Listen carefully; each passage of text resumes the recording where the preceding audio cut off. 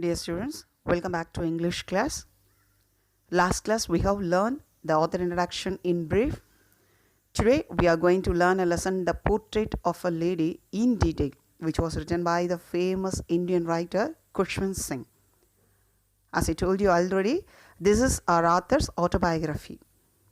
What do you mean by autobiography? An autobiography is a self-written account of the life of oneself. An autobiography is a self-written account of the life of oneself. The lesson, The Portrait of a Lady, is a well-known and an award-winning short story which was originally published in the year 2007. It is not a story, but a real-life experience of Khushwant Singh. Throughout the story, he recalls his grandmother and the bond between both of them.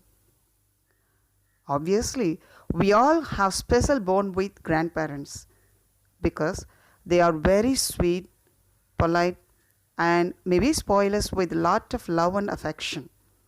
Do you agree, children? Here in this lesson, he expressed his grandmother's love and care towards him when he was a small boy. It purely talks about the real account on how his relationship was there with his grandmother when they lived in the village and when they moved to city. It shows the special bond and connection between a boy and his granny and the changes that happen in the relationship as time passes by. Very rarely he thought of his grandmother's husband. The grandfather's portrait was hung above the mantelpiece in the drawing room. He wore a big turban and loose-fitting clothes.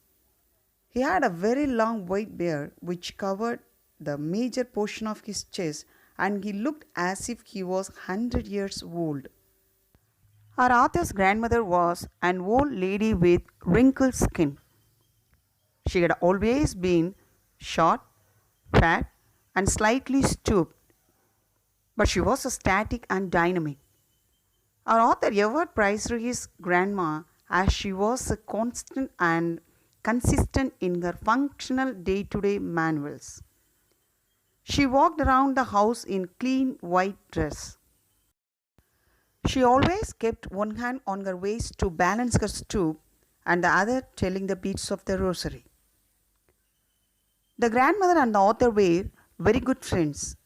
The author was left with his grandmother in the village because his parents went to live in the city. She used to help him to go to school, and every day morning she recited her prayer thinking that the author would listen and learn the prayer by heart. When she accompanied him to school, she carried some stale chapatis for the stray dogs.